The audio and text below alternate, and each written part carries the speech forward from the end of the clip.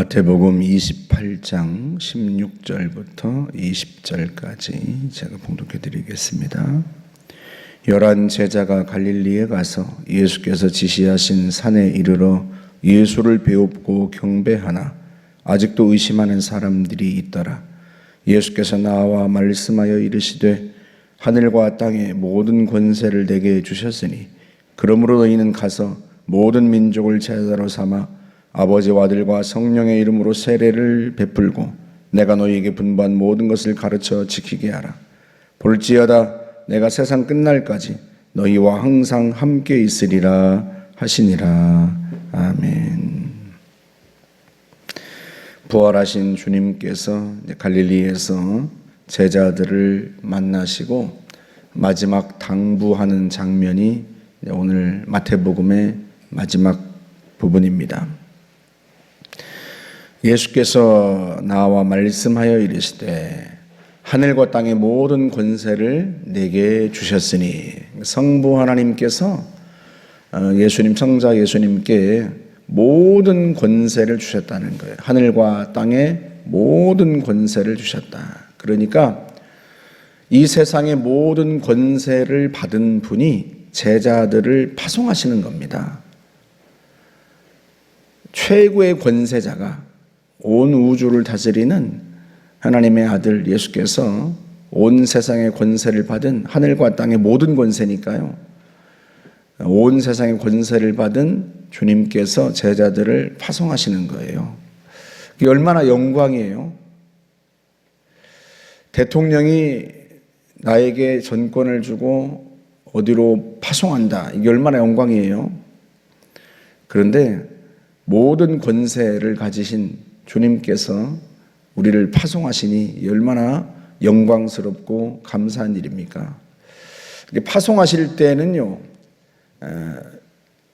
내용이 있죠. 무엇 때문에 파송하시는가? 너희는 가서 모든 민족을 제자로 삼으라. 그게 파송하시는 내용이에요. 우리에게 제자를 삼으라 하고 명령하십니다. 이게 단지 그때 당시에 예수님의 11 제자에게만 하시는 말씀이 아니고요, 우리 모두에게 하시는 말씀입니다. 예수님의 제자 된 우리에게 하시는 말씀이에요. 모든 민족을 제자로 삼으라. 단순히 유대인을 제자로 삼으라, 예루살렘 사람들을 제자로 삼으라, 그렇게 말씀하지 않으시고 모든 민족을 제자로 삼으라 하고 말씀하세요. 그 당시 제자들에게는 이 말이 잘 받아들여지기가 쉽지 않았을 거예요. 우리가 주일마다 사도행전을 보고 있습니다만 제자들이 유대인들에게만 복음을 전했단 말이죠. 오래 한동안. 무슨 말이냐면 모든 민족을 제자 삼는다는 말이 잘 이해가 안 되는 거예요. 첫 번째는 그들은 유대인에게만 구원이 있다고 생각했던 탓이고, 두 번째는 자기들이 무슨 수로 모든 민족에게 가겠습니까?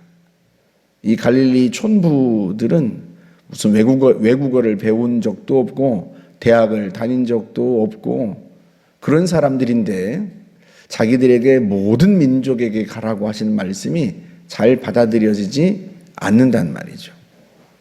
그런데 주님은 온 세상의 주인이세요. 온 세상의 주권자이십니다. 하늘과 땅의 모든 권세를 가지신 분이에요. 그분이 파송하십니다. 그러니 권세자이신 그분께서 파송하실 때는 우리의 능력, 그것만 보고 파송하시는 게 아니고 주님이 함께 하시고 주님이 권세를 주시고 주님이 역사하신다는 의미예요. 그러니 우리의 능력만큼만 할 수 있는 그 일에 파송하시는 게 아니란 말이죠. 갈릴리 촌부들이 갈릴리 사람들이나 유대인들에게만 복음을 전하고 자기의 능력치만큼만 하라고 보내시는 게 아니에요. 모든 민족을 제자로 삼으라. 우리가 할 수 없을 것 같은 우리의 능력 밖의 일들, 그 일들로 우리를 파송하시는 거예요. 그러니 우리에게 주님이 명령하시고 감동 주실 때 우리가 순종하면 우리의 능력 밖의 일들을 우리가 경험하게 되는 거죠. 그래서 모든 민족을 제자로 삼으라. 제자로 삼아서 뭐 하라는 거예요? 첫 번째, 아버지와 아들과 성령의 이름으로 세례를 베풀라. 세례가 뭡니까? 다시 태어났다는 상징적인 행동이에요. 보통은 물에 사람을 눕혔다가 다시 일으키는데 형식적으로는 그 물을 땅으로 생각하시면 훨씬 이해가 쉽습니다. 언제 사람을 땅에 눕히죠? 죽을 때. 그러니까 세례를 베푼다는 것은, 그 사람을 물에 잠근다는 것은 첫 번째는 그 사람이 죽었다는 의미입니다. 그리스도와 함께 죽고 다시 물에서 빼낼 때 그 사람이 다시 태어나는 거예요. 새롭게, 새로운 존재로 그리스도와 함께 다시 살고. 그래서 이 세례는 내가 예수를 믿고 예수와 함께 죽고 예수와 함께 다시 살았다. 어떤 존재로? 제자로. 옛사람은 죽고 새 사람으로 다시 태어난 겁니다. 제자로 다시 태어나는 거예요. 예수님을 따르는 자로 다시 태어나는 겁니다. 그래서 세례를 베풀라 하고 주님이 말씀하시는 거예요. 겉모습은 똑같은 사람이지만 그러나 영적으로는 새로운 존재란 말이죠. 예수님께서는 요한복음 3장에서 다시 태어난다, 거듭난다 그렇게 말씀을 하시죠. 거듭난 자라야 하나님의 나라를 볼 수 있다 하고 말하잖아요. 그래서 우리가 새로운 존재로 다시 태어나는 거예요. 새로운 가치관과 새로운 세계관을 가진, 새로운 인생의 목표를 가진 새로운 존재로 다시 태어나고, 그게 예수님의 제자입니다. 그는 무엇을 하는 사람인가?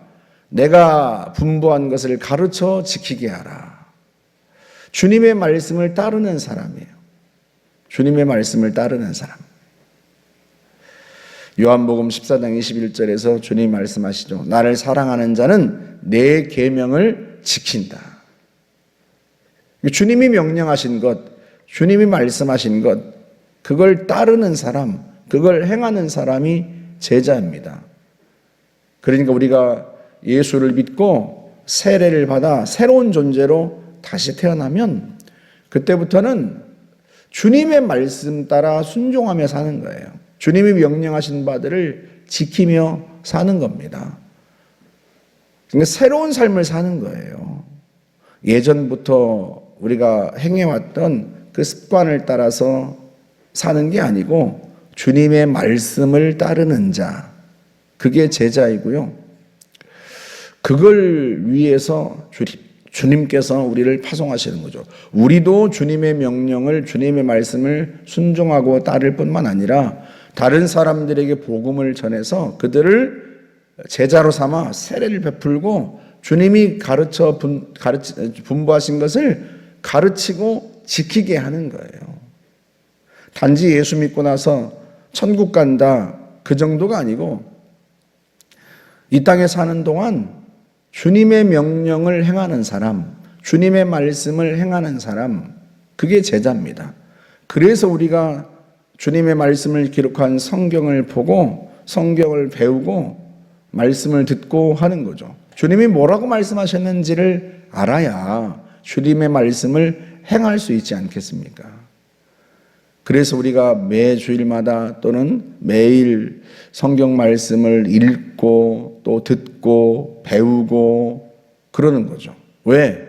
그 말씀을 듣고 지식이 자라가기 위해서가 아니라 그 말씀을 듣고 행하기 위해서, 순종하기 위해서.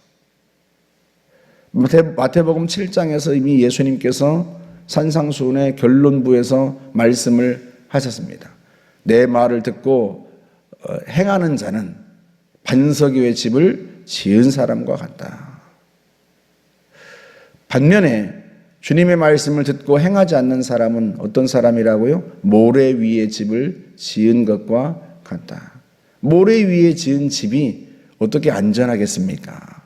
무너지죠. 제자는 주님이 하신 말씀을 듣고 순종하는 자입니다. 듣고 행하는 자입니다. 그것이 우리에게 복이에요. 왜 복인가? 주님이 말씀하시죠. 용서하라고. 원수를 사랑하라고. 근데 그게 우리의 뜻대로 잘 안 되죠. 우리의 의지대로 잘 안 됩니다. 베드로가 주님께 형제가 죄를 범하면 몇 번이나 용서하면 되겠습니까? 7번 하면 되겠습니까? 그런데 주님이 뭐라고 말씀하세요? 7번뿐 아니라 70번에 7번까지라도 하라. 그게 주님의 명령이에요. 그런데 그게 한 번도 용서하기 어려운데 70번에 7번, 그게 쉽지 않습니다. 그럼 그때 우리는 어떻게 해요? 그때 우리가 주님께 구할 수밖에 없는 거예요. 성령의 도우심을 구할 수밖에 없는 거예요. 그래서 제자로 사는 사람은 기도할 수밖에 없어요. 기도하는 자입니다. 왜? 내 힘대로 안 되거든요. 주님께서 겟세마네 동산으로 제자들을 데리고 가서 기도하게 하신 이유가 뭐예요? 시험에 들지 않게 깨어 기도하라. 마음은 원이로되 육신이 약하다. 우리의 마음으로는 간절해요. 마음으로는 12번도 용서하고 70번에 7번까지도 용서하고 싶어요. 그런데 육신이 약해요. 내가 잘 안 돼요, 그게. 그래서 깨어 기도하라고 주님께서 제자들을 그곳으로 부르셨던 거예요. 우리도 마찬가지입니다. 그래서 제자는 다시 태어난 자, 새로운 존재고요. 새로운 가치관, 새로운 세계관을 가지고 새로운 인생의 목표를 가지고 살아가는 사람들이고요. 제자는 그 주님의 말씀을 따르고 순종하는 자입니다. 그리고 제자는 당연히 이를 위해서 깨어서 기도하는 사람이고요. 그래서 여러분의 습관을 따라서 살지 마시고 하던 대로 살지 마시고 그냥 옛날 습관처럼 그렇게 살지 말고 주님의 제자가 되어야 하고요. 또 제자를 삼아야 합니다. 그게 주님께서 마지막 우리에게 당부하신 내용이에요. 저와 여러분들이 주님 명령 따라서 제자로 살고 또 제자를 삼는 그런 하나님의 사람들 되시기를 주의 이름으로 축복합니다. 좋으신 하나님 감사합니다. 우리를 세상으로 파송하시고 제자 삼으라 하시니 감사합니다. 제자 삼는 자가 먼저 제자 되어야 하는 것은 마땅한 일일 텐데 우리가 주의 말씀에 늘 순종하며 주님이 가르치신 것들을 행하기를 원합니다. 성령님 도와주시고 참된 제자 되어 또한 제자 삼는 주의 백성들 되게 하옵소서. 예수님의 이름으로 기도하옵나이다. 아멘.